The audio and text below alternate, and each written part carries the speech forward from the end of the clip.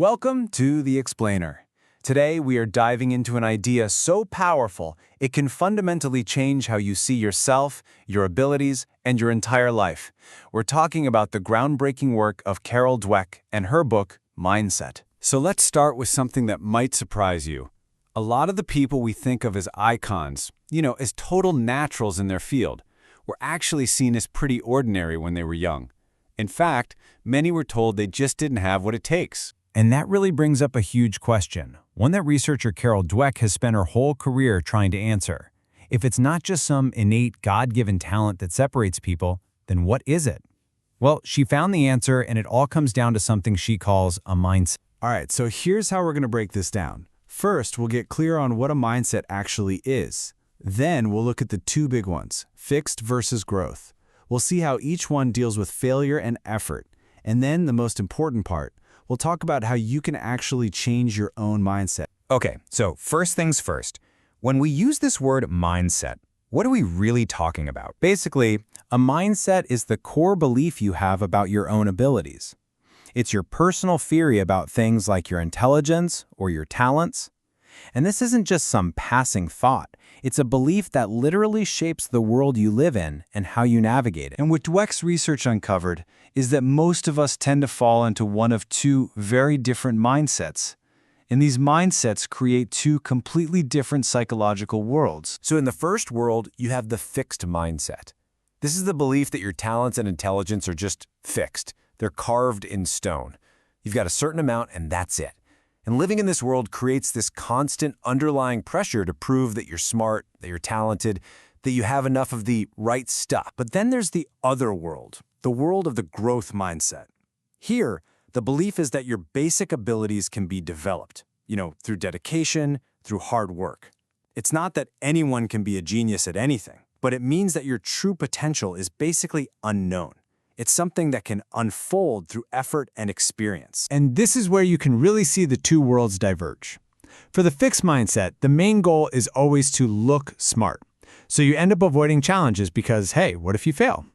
But for the growth mindset, the goal is to learn. Challenges aren't a threat. They're actually opportunities to get better. Now this brings us to one of the most important areas where your mindset really shows up, how you deal with failure. And this right here is a total game changer. For someone in a fixed mindset, failing at something feels like a verdict. The action, I failed, turns into an identity. I am a failure. But with a growth mindset, failure is just information. Yeah, it stings, it's painful, but it doesn't define you. It's just a new problem you have to figure out and learn from. You see this so clearly in this story about the football player Jim Marshall. He had what he called the most devastating moment of his life. On national television, he could have just crumbled, but instead he told himself he had to do something. He turned that epic humiliation into pure resolve for the second half of the game. That's the growth mindset in action. And this isn't just about anecdotes. It has a real impact. Dweck actually tracked students going through that tough transition to junior high, when the schoolwork gets a lot harder. And what she found was amazing. The kids with a fixed mindset, who saw the difficulty as a threat, their grades actually went down. But the students with a growth mindset, their grades went up. So this difference doesn't just stop at failure. It also changes how we think about something as basic as hard work. Is putting in effort a good thing or a bad thing? In the fixed mindset, effort is seen as a sign of weakness. I mean, if you were a real natural, you wouldn't have to try so hard, right? But in the growth mindset, effort is everything. It's the key that unlocks your potential and turns it into real accomplishment. Even Michael Jordan, who everyone called a genius, was absolutely legendary for how hard he worked to get better. Okay, so if you're listening to this and recognizing some of that fixed mindset thinking in yourself, and look, we all have it from time to time, here is the most important message from all of Dweck's work. A mindset is just a belief, and beliefs can be changed. And Dweck gives us a really clear four-step path to start making that shift. It all begins with just learning to hear that inner critic, that fixed mindset voice that says, you can't do this, or what if you mess up?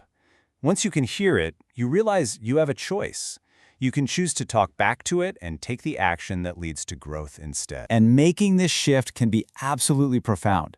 This isn't just an abstract theory.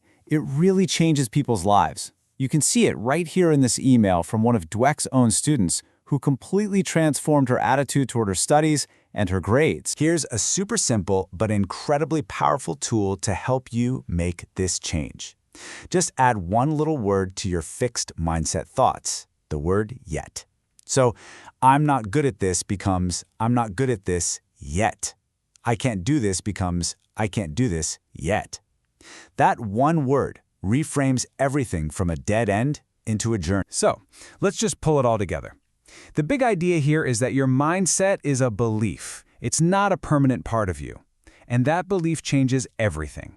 It determines if you see failure as a final verdict or just a lesson, and if you see effort as a weakness or the very engine of your success.